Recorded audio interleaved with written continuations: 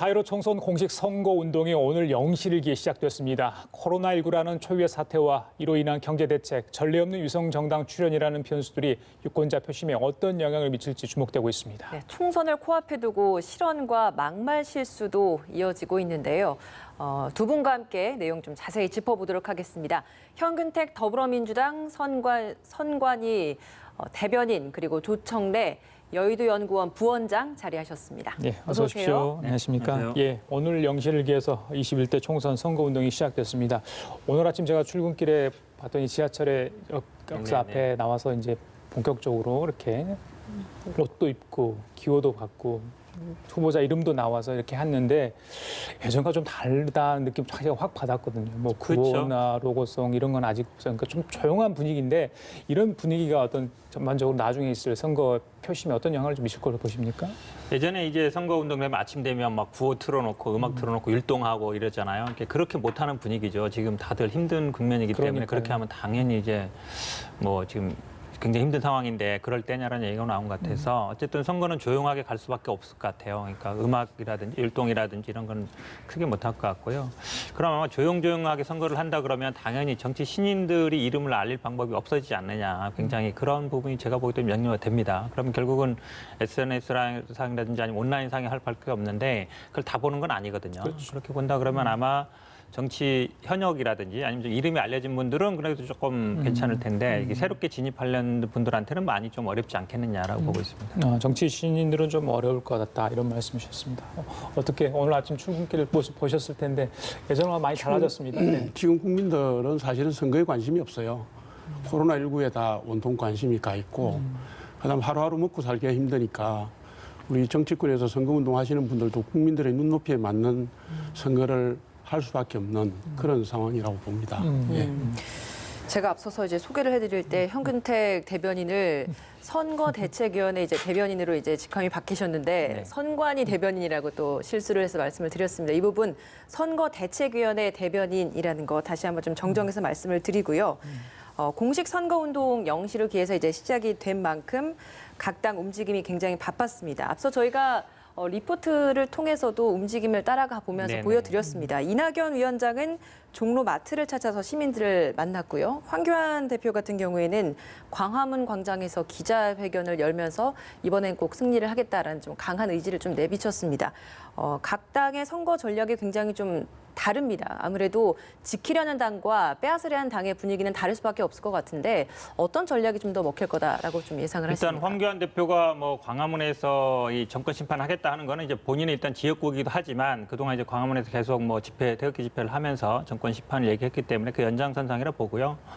이낙연 후보가 그 마트를 찾아간 건 아마 민생을 좀 돌보겠다 이런 취지인 것 같습니다. 아마 그 시간에 문을 연 아마 마트를 좀 찾아주셨던 것 같아요. 예. 그러다 보니까 아마 좀 장소도 변경되긴 했습니다만 지금 사실은 뭐 모든 분들이 지금 뭐 장사하시는 분들뿐만 아니라 뭐 다 어렵습니다. 그렇다 보니까 좀 그런 걸 살피겠다 이런 취지가 있었고요. 아마 마트 가셨다가 이제 마을버스 가신 것 같은데 그 사실은 이제 12시까지도 이게 일하시는 분들이 있거든요. 새벽에 일하시는 분들이 있어서 그런 분들을 좀 보살피겠다. 그래서 일단 어려운 상황을 함께 이겨나가자. 어떤 이런 메시지를 좀 던지는 것 같습니다. 예, 두 사람 다 당에서 역할을 선거에 하고 있는데 저는 후보로 부를게요. 이낙연 후보와 황교안 후보 첫 행보가 굉장히 중요하잖아요. 네. 던지는 메시지가 있기 때문에 어떻게 그 두 보셨습니까? 분 후보의 행보를 보면 예.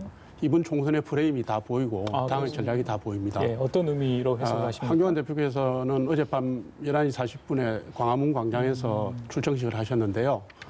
우리나라 역대 총선을 살펴보면 대통령 임기 중반에 치러진 선거는 여권이 승리한 경우가 별로 없습니다. 왜 그러냐면 그때 총선은 과거 해고형 총선이 되고 그다음에 그 총선을 통해서 정권 심판을 하는 구조이기 때문에 그런 네. 거고요.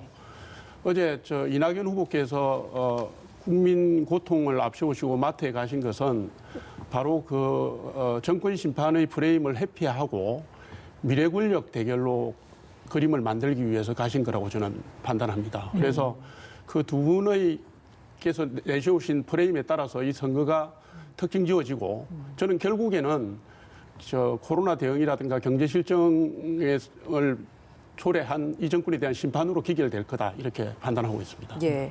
어제 이제 각 당이 자체로 분석한 판세를 내놨습니다. 우세 지역을 보면 민주당은 119곳에서 우세하다라고 판단하고 있고 통합당은 94곳에서 우세를 하다고 보고 있습니다.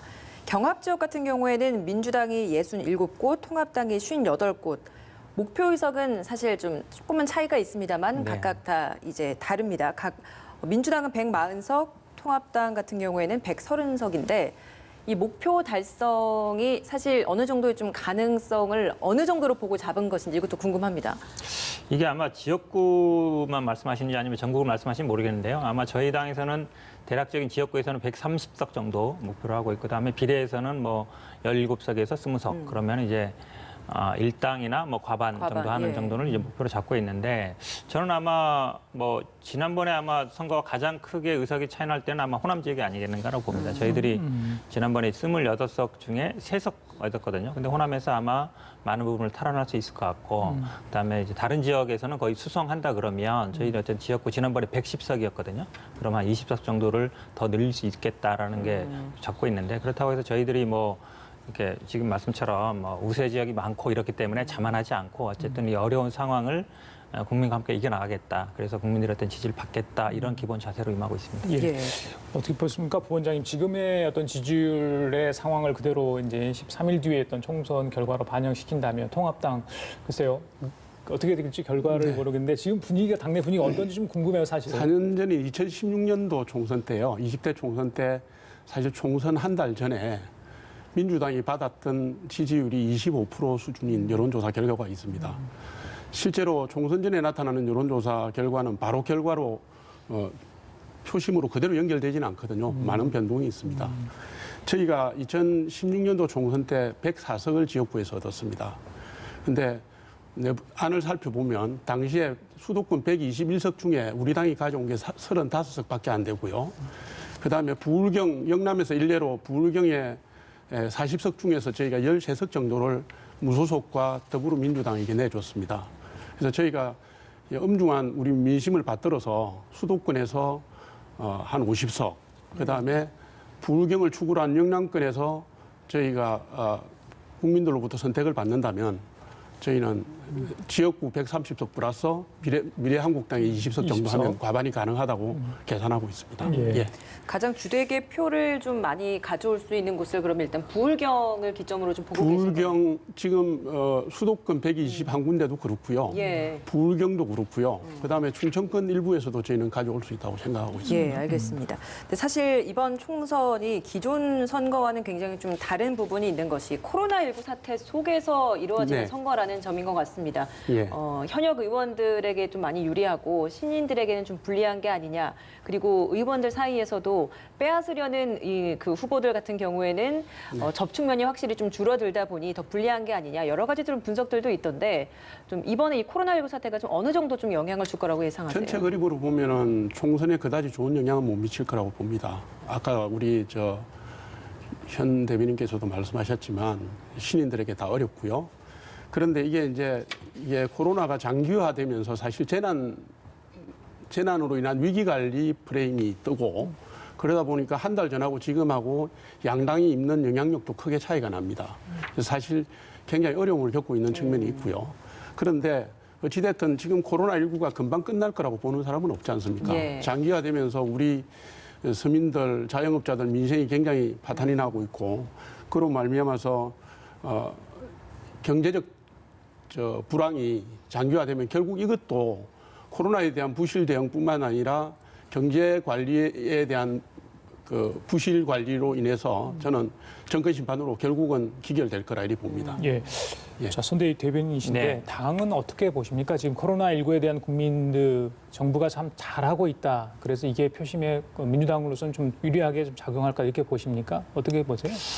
저는 이 코로나 대응에 대해서 잘했냐 못했냐가 총선의 유불리를 얘기하는 거는 좀 적절하지 않다고 봅니다. 왜냐하면 이게 사실 어쩌면 국난이고 모든 국민을 겪는 고통이기 때문에 이걸로 제가 보기에 잘했으니까 평가를 좋게 해달라 이렇게 말씀드릴 수는 없을 것 같고요. 예. 한 가지 조금 우려되는 부분은 이제 과거에 투표율이 좀 높으면 아마 민주당이 조금 유리하지 않았냐 이런 경향이 있었어요. 그래서 지난번 총선 때도 사전 투표를 하면서 이제 투표율이 한 58% 정도 갔는데 결국은 지금 이 코로나 사태로 인해서 투표율이 많이 떨어지지 않을까. 그러니까 어쨌든 건강을 우려하는 분들이 투표에서 안 나올 가능성이 많지 않은가. 이런 부분이 오히려 저희들에서 가장 걱정되는 부분입니다. 예, 투표율을 걱정하고 계시군요. 이 코로나19에 대해서 정부가 대응 그 부분이 뭐 직접적 영향을 미칠지 부분은 좀 봐야 되겠죠. 그건 제가 뭐 애둘러서 말씀드린 거고, 긴급 재난지원금 문제 이게 이제 최근에 정부에서 제시를 했는데 기준을 두고 여러 가지 뭐 혼돈이 있는 것 같아요. 네네. 논란이 다음 주 정도에 발표할 것 같습니다만은 이 부분은 어떻게 보십니까? 이게 저는 사실 조금 이제 저희 당 입장에서 약간 불리한 건 맞아요. 가장 모든 분들이 얘기하는 것처럼 많은 분들이 얘기하는 것처럼 그냥 뭐 n분의 1 나눠주는 게 가장 쉽지 않느냐 할 수 있는데 이게 사실은 예산이 한 9조에서 10조 정도 들어가고요. 그다음에 또 야당이 문제가 있습니다. 야당이 아마 이게 추경으로 해야 되는데 추경 부분에 대해서 반대할 가능성이 많아요. 그렇다 보니까 총선 후에 결국은 국회에서 뭐 이제 추경에 합의를 해줘야 결국은 되는 부분이라서 저는 아마 큰 틀에서는 전원 전 국민에게 지급한 건 아니다. 그리고 70% 정도 그러니까 하위 70%, 그러니까 상위 30% 뺀다는 얘기죠. 정도는 아마 이제 큰 틀에서 된 것 같은데요. 저는 근데 총선 이후에 좀 변화될 가능성은 있다고 봅니다. 특히 이제 야당이 어떤 입장을 갖는가. 예를 들어서 야당이 이럴 바에는 차라리 다 주자 이렇게 나온다 그러면 저는 그런 논의도 열려 있다고 보고요. 차라리 금액도 지금 한 9조 잡았습니다만 원래 8대2 정도로 국가와 지방 예산을 나눴는데 왜 지방에 부담을 하느냐. 예를 들어서 그냥 국가 예산으로 다 하자. 그럼 충격을 더 많이 늘려서 더 많이 이렇게 주자라고 아마 할 가능성도 있다고 보거든요. 그렇다 그러면 충분히 논의 가능성이 열려 있다라고 봅니다. 야당의 의견에 또 많이 좀 딸려 있다라고 하네요. 야당에서는 좀 어떤 주변 의견입니까? 때문에 그렇게 말씀하시는 것 같아요. 예. 어떤 부분, 야당의 입장은 뭡니까 그러면? 지금 사실은 코로나19로 인한 경제 상황은 소비 급감으로 인한 경제 불황, 경기 후퇴입니다. 그러니까 뭐 소득 주도 성장처럼 돈을 줘서 그걸 살리자고 고민을 하는 그 고충은 이해를 충분히 합니다만은 제가 볼 때는 정부나 지자체나 졸속으로 아무 대응 없이 아무 치밀한 사정 계산 없이 졸속으로 하고 있는 게 그게 우려스럽고요. 그다음에 지금 상황에서 졸속으로 현금을 부리니까 실제로는 매표 행위라는 극단적인 포퓰리즘이라는 비난을 받는 거 아니겠습니까? 네. 그래서 제가 볼 때는 국민들은 미래 세대에 부담을 주고 그다음에 우리 국민들의 건전한 생산 의욕을 꺾는 이런 부분에 대해서 굉장히 반대하는 여론이 높으신 것 같고요.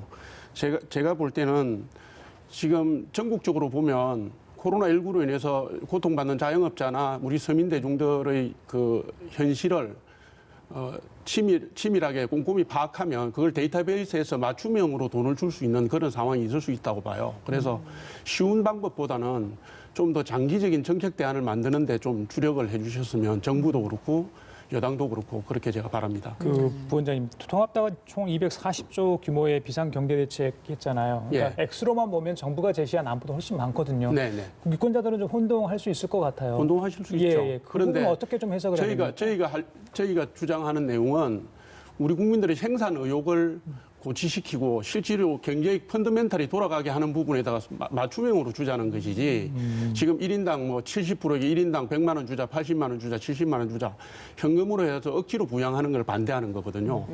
국민들께서도 자세히 살펴보시면 이해하실 한 수 가지 좀 있으리라고 말씀드리면요. 생각합니다. 사실은 이게 평상시 항상 논란이 됐던 거예요. 예전에 무상급식 할 때도 전부 할 거냐 아니면 그다음에 아동수당 줄 때도 전부 줄 거냐 90% 줄 거냐 이런 얘기가 항상 됐던 건데 지금은 사실은 이제 평상시 상황은 아니거든요. 우리 뭐 예를 많이 들지만 미국 같은 경우도 거의 뭐 인당 한 100만 원 이상씩 현금으로 지급한다고 하잖아요. 독일도 마찬가지입니다. 그러니까 유럽도 이렇게 하고 있어요 이미. 그러니까 평상시에 그런 어떤 논란이 될 상황은 아닌 것 같다. 저는 그래서 야당이 추경에 좀 협조해 준다 그러면 그런 방안도 충분히 포함해서 논의가 될 수 있을 것 같습니다. 예. 무당층 표심이 어디로 갈지 이 부분도 굉장히 좀 중요할 것 같습니다. 야권에서는 숨은 샤이 보수가 적어도 4에서 8% 정도는 될 것이다 이렇게 보고 있는 것 같습니다. 네네. 실제로 이 움직임이 표 결과로까지 좀 이어질 수 있을 거다 이렇게 이어질 보고 수 있다고 계십니까? 봅니다. 예. 실제로 지금 우리 그 나라의 전문가들은 무당층을 30% 정도로 보는 데는 큰 이견이 없는 것 같습니다. 2016년도 선거 때 30%에 달하는 무당층이 실제로 국민의당을 선택하고 더민주당을 선택했기 때문에 그 당시에 국민의당이 27석을 가져갔습니다. 그런데 지금 무당층은 조금 성격이 다른 것 같아요. 무슨 얘기냐면 우리가 지금 저 양당 구도로 지지층이 결집이 되고 있는 양상을 보이고 있고요. 선거의 프레임도 양당 구도로 부딪히는 걸로 가고 있습니다. 예. 그런데 무당층의 성격은 실제로는 여권에서 분리된 떨어져 나온 계층이라서 다시 여권으로 돌아갈 가능성이 많지 않거든요.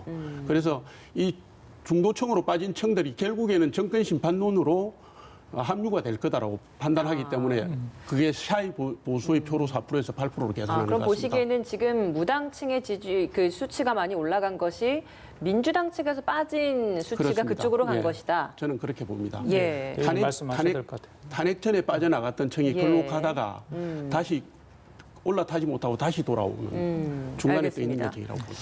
제가 보기엔 뭐 샤이 보수냐라는 용어는 적절하지 않은 것 같고요. 왜냐하면 지난번에 아까 계속 말씀드렸는데 지난번 총선 때 민주당 지지율이 굉장히 안 나왔던 건 맞아요. 20 몇 프로였는데 실제 득표는 그것도 많이 했거든요. 그럼 뭐 그때는 뭐 샤이 진보냐 이렇게 말할 수는 없는 것이고, 그러니까 그런데 이런 부분은 있는 것 같아요. 최근에 여론조사 동향을 보면 약간 이제 무당층이 늘어나면은 지금 야당 지지율이 좀 떨어지고 야당 지지율이 늘어나면 무당층이 줄어드는 이런 건 있는 것 같아요. 그렇게 본다 그러면 말씀처럼 무당층 중에서 그래도 야권표가 좀 있는 거 아니냐라고 생각을 할 수 있을 것 같은데요. 그래서 저희들도 약간 보수적으로 여론조사가 유리하게 나오더라도 사실은 달라질 수 있다 이런 긴장을 하고 있는데요. 그래도 추세라는 건 있는 것 같습니다. 그러니까 처음에 이 정당 지지율이 저희들이 이제 뭐 코로나 이 사태 유불리 따진 건 아닙니다만 굉장히 어찌 보면 이걸로 인해서 선거가 힘들지 않겠냐 이랬는데 최근에 이렇게 추세를 보면 그래도 좀 격차가 벌어지는 상황인 것 같고요. 그런 게 저는 아마 투표에도 많이 좀 반영될 것으로 기대하고 있습니다. 알겠습니다. 자, 민주당과 통합당 위성 정당이 있죠. 예, 있죠. 그 선관위의 공동 선대위 구성이랄지 그러니까 해서는 안 될 몇 가지 조항을 빼놓고는 사실상 같이 움직이는 모습입니다. 한몸 마케팅 이야기 나오는데 잘못하면 둘 다 공공한 지경에 취할 수도 있다 이런 또 이야기도 있더라고요. 어떻게 보세요, 대변인께서는? 그러니까 이제 선관위 해석을 내놨죠. 공동선대위 안 되고 후보자로 나온 사람은 안 되고, 결국은 그러면 이제 공동회의 같은 건 가능하고 네. 이제 후보자로 안 나온 사람이나 아니면은 이제 그 당에 실제로 속한 사람들이 할 수 있다는 건데 이 부분이 사실은 뭐 국민들한테 죄송하죠. 왜냐하면 이게 뭐 안 보던 모습이잖아요. 그리고 뭐 꼭 이것 때문은 아닙니다만 이 투표용지가 지금 보니까 어제 신문에 보니까 일면에 쭉 실어놨더라고요. 네. 48cm나 된다. 48.2cm. 그리고 35개 정당이 되다 보니까 정당 이름도 어렵고 그다음에 이제 수개표 할 수밖에 없는 상황이 돼서 선관위 직원들한테도 죄송하고 국민들한테도 죄송한데 어쨌든 뭐 좀 불가피한 상황을 초래된 것 같아서 죄송한데 어쨌든 저희 당 입장에서는 그래도 그 두 개 구분을 할 수 있는 것 같아요. 그러니까 지역구 선거와 비례대표 선거. 그러니까 지금 어쨌든 미래통합당도 비례정당을 따로 만들었기 때문에 저희들도 어쨌든 그래도 정책이라든지 아니면 기본적인 큰 방향은 같이 갈 수밖에 없다라고 봐서 큰 틀에서는 같이 가고 좀 자세한 부분, 강론 부분에서는 각자 운동을 가는 방식으로 갈 걸로 예. 봅니다. 부님 어떻습니까? 저기 통합당은 한국당 글쎄요. 저기 비례대표 공천 과정에 좀 어수선한 부분도 있었는데 네. 지금 뭐 한 몸처럼 움직이고 있습니까? 저는 사실은 이 문제는 두루뭉술하게 정의하고 넘어갈 문제는 아니라고 생각합니다. 예. 지금 말씀하셨지만 비례 투표 용지가 49cm인가 48.7cm인가 예. 언론에서 제가 봤습니다만은 이게 공수처를 통과시키기 위해서 미끼 법안으로 사실 선거법 개정안을 넣었던 문제가 있는 거고요. 그거로 말미암아서 국민들에게 사실 엄청난 불편을 끼쳐드리고 우리나라의 정당 구조 자체도 사실 왜곡되게 만든 거거든요. 저는 이 부분에 대해서 국민들께서 나중에 표로 심판하실 거라고 보고 총선 이후에 바람직한 방향으로 개정이 돼야 된다고 생각합니다. 알겠습니다. 총선 얼마 남지 않은 상황에서 실언, 실수들도 좀 많이 이어지고 있는 것 같습니다. 이 질문은 제가 부원장님께 먼저 좀 드려보도록 하겠습니다. 통합당 내에서 지금 그 옳은 소리 유튜브 채널에서의 한번 그 말실수가 있었고 거기에 대한 사과도 있었고요. 그 후에 그 인천 총구석이라는 발언도 있어서 거기에 대한 또 해명도 있었습니다. 통합당 내에서는 현재 이런 잦은 좀 실수나 실언들에 대해서 좀 어떻게 좀 진단하고 계신가요? 국민들이 보시는 눈으로 저희들도 보고 있습니다. 죄송하고요. 잘못된 건 잘못됐다고 생각합니다. 이게 지금 선거운동 기간이 사실 13일간이지만 역대 선거운동을 보면 그 짧은 기간 안에 몇 번의 변곡점이 만들어집니다. 그 변곡점이라는 게 사실은 실언이나 탈불법과 관련된 거거든요. 그래서 이런 부분들이 무당층의 선택, 중도층의 선택에 직접적으로 영향을 미쳐서 안 좋은 투표 결과로 기결되기도 하고 있습니다. 저는 우리 당이 좀 더 국민의 눈높이에 맞는 좀 더 품위 있는 정치 그런 선거운동을 해야 되는 그런 자세를 가져야 된다고 보고 있습니다. 어제도 황교안 대표가 예. N번방과 관련된 입장을 밝혔는데 거기에서도 또 논란이 된 네, 바가 있었습니다. 있었거든요. 예. 호기심 차원에서의 들어간 사람이라면 뭐 다른 뭐 접근을 좀 해야 한다라고 이야기를 했다가 결국엔 또 다시 또 사과를 하는 부분도 있었어요. 이렇게 아무래도 이제 당 대표이기 때문에 예, 다를 한교안 것 대표의 같습니다. 말씀은 실질적으로는 잘 살펴보면 어떤 사안이든 가담 정도에 따라서 엄격하게 살펴보고 법률적 양형 기준을 정해야 된다라는 법률가적인 전문성을 갖고 말씀을 하신 건데 우리 국민들께서 디지털 성범죄에 대한 분노가 굉장히 높고요. 그다음에 불편해 하시기 때문에 입장문을 내서 다시 부연 설명을 드린 겁니다. 그래서 저는 이런 문제를 가지고 계속 낙인 찍기를 하거나 설화를 확대 재생산하는 것은 별로 바람직하지 않다 이렇게 보고 있습니다. 예. 자, 연 대변인께서 두 가지를 좀 말씀해 주셔야 될 것 같아요. 그러니까 통합당의 이런 실수에 대해서 지금 민주당은 어떻게 보고 계시는지, 그리고 시민당 있잖아요. 공약 네. 관련해서 민주당 네네. 공약 베끼기, 그건 어떻게 좀 보시는지 두 가지 좀 이야기해 주세요. 사실 시민당이 어찌 보면 준비가 안 되다 보니까 이제 공약에서 혼란이 나온 것이죠. 다시 올렸다 내렸다 다시 했는데요. 근데 그동안 그거 가져가는 거 몰랐습니까, 민주당에서? 이게 뭐 어쨌든 뭐 사실은 당대당으로 뭐 정책 협약을 할 때는 뭐 정책이라든지 이렇게 하는데 그런 건 아닌 것 같고요. 아마 실무선에서 이루어진 것 같은데 그 부분은 뭐 준비가 제대로 안 돼서 송구하다고 말씀드릴 수밖에 없을 것 같고요.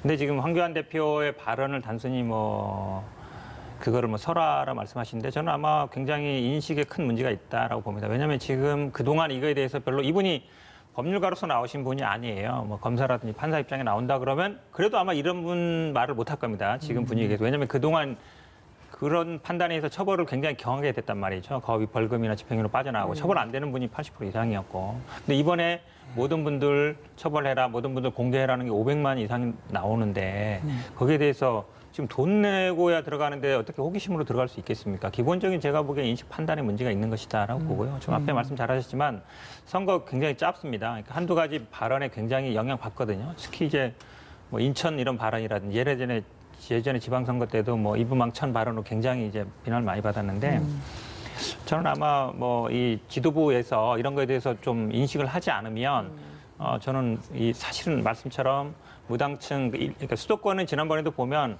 한 5% 이내에서 결정된 게 30군데가 넘어요. 그러니까 3% 오픈해서 그게 결정되거든요.